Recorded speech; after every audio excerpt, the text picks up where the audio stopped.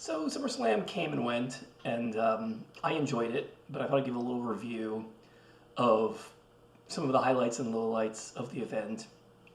I definitely feel like they were sort of building on what they had done for WrestleMania this year and trying to learn from some of their mistakes. But there was a certain amount that they really can't do much about because of the new relationships with TKO and how much advertising and downtime there is between the matches.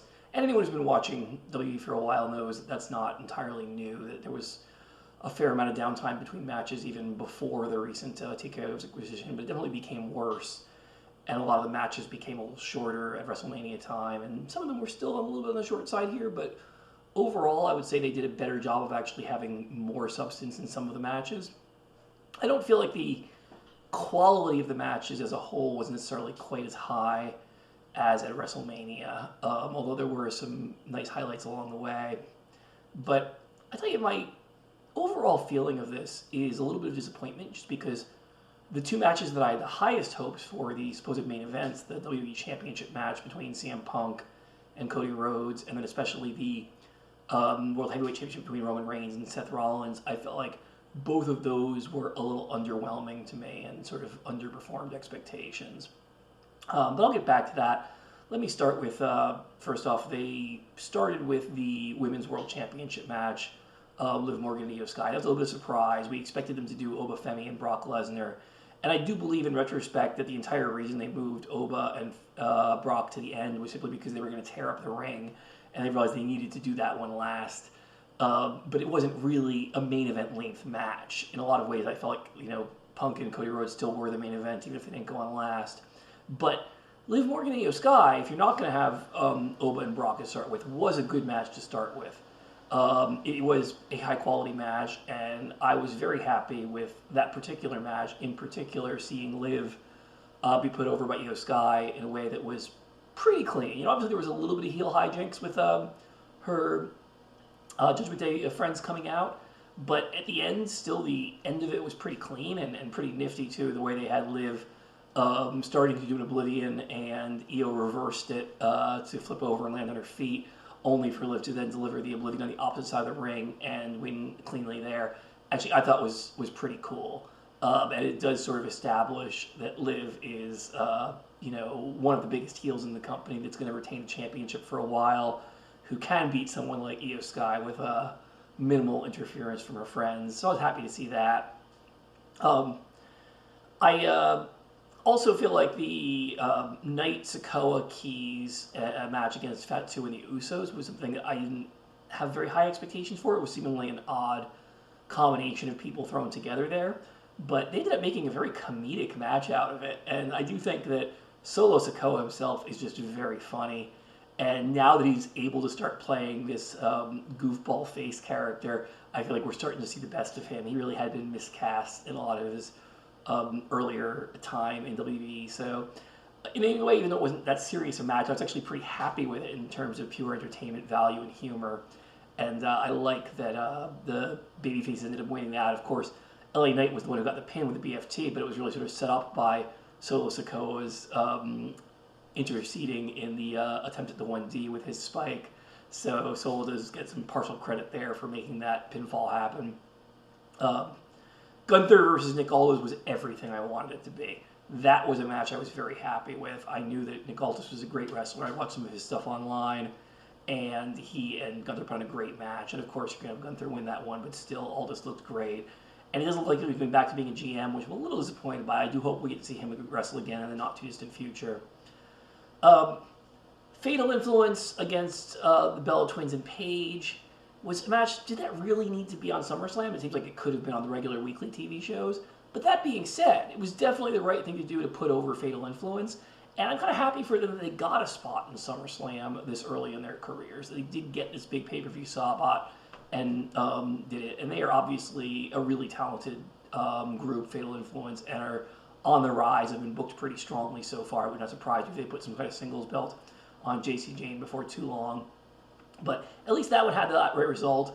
Of course, the twist at the end was, we all saw it coming a mile away. It was not very much of a surprise of having the Bella Twins turn on Paige. But at the same time, even though that is so predictable, I think at least it gives an opportunity for Paige to strike out on her own, or who knows, maybe bring someone like AJ Lee back to help fight off the Bellas. And I think the Bellas are kind of better as heels anyway. So in a way, it is, I think, good that happened, even if it happened in a very predictable way. But now let's talk about where I really was kind of disappointed that first day was the Punk and Cody Rhodes match. And I am the biggest CM Punk fan. I love him, and Cody's great too. And I had high expectations for this match. And I will say, like, I do think it was actually better than the Roman Reigns and Seth Rollins match, but it still was pretty slow and plodding. And I found myself getting sort of tired out watching it. And it's funny because I feel like CM Punk and Roman Reigns put on a really excellent WrestleMania main event in which it came out as this just big heavyweight slugfest between these two guys that they took the time to really deliver a full meaty match for, and I'm glad that they did it. But it did seem like both with the Punk and Cody match and the Roman Reigns versus Seth Rollins match, they were trying to recapture some of that same magic that they did in that WrestleMania CM Punk versus Roman Reigns match, but just didn't quite do it. And I get it, like, that you want to take time to take a fuller story here and sort of have timeouts to get some crowd reaction, but I feel like there was a little too much of that, and just not enough pace to these matches sometimes, and not enough actual action in the ring at times. And I will say that even though it did go a little too slow for my liking at times, I do think that the way they brought Randy Orton in the end was actually very effective. And I was actually quite happy with that, and it was, you know, minimal interference, but a great way of bringing Randy back in, and Randy is just so funny, and the way he winked at the camera was very entertaining. So I feel like it did redeem itself a little bit with that. And then, of course, we had the Hell in a Cell match on the first day, Oba and Brock. And really, there's nothing wrong with that match. It just didn't seem to have the substance of being an actual Hell in a Cell match. They hardly used the cell itself, and it was a pretty short match. And I do think that if that had been like the first match of the day, that would have been fine. The only reason that it kind of didn't feel substantial enough is because it was in that main event position. But I also understand just from a logistical point of view, they were going to tear up the ring. They decided they wanted to do that one last. So I'm going to treat it as it's not really the main event. It just happened to get scheduled that way. And say for a middle of the road or early in the card match, it was fine, but it wasn't really a main event caliber thing. But at least we did get the result we wanted of Owa being put over. So moving on to day two, I will say that they started out really strong again. I was very happy with the way they brought in Gunther and Kevin Owens and turned that into a fatal four-way match. And it was absolutely the right result once they decided that's the way they were going to go, having Kevin Owens win that. If you think about it, Kevin Owens is the only one of these wrestlers who hasn't had anything with CM Punk yet. CM Punk has had matches against Gunther, Finn, and Sammy in the not too distant past.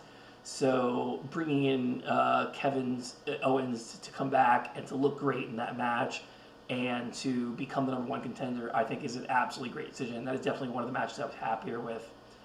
I was a little surprised that they put Baron Corbin over Trick Williams. I really thought they would keep Trick holding the title for longer. But who knows? You know, I mean, I think Baron is a very talented wrestler who was underutilized a lot of times in his previous WWE career. So if they can find some good ways to go forward, that could be a good thing too.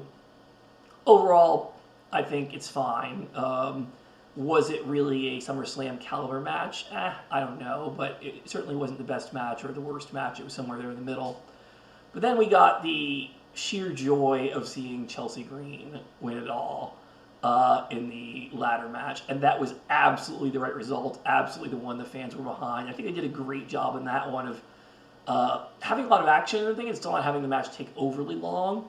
And then that good false finish where it seemed like Chelsea was about to win it, only to have Jade's friends intercede and seem like it taken away from her, but then for Chelsea to come back and win anyway. That was really, really well done. That was, again, one of the better ones I was very happy with. I like Danhausen. I think he's been a big add to WWE, and I am glad for him to get some of these pay-per-view spots, and I think he has put on some pretty entertaining matches. And he did it again with the Human Money's on a Pole match. And I will say that, like, it's not his best match, but in a way that's only because he set such a high standard.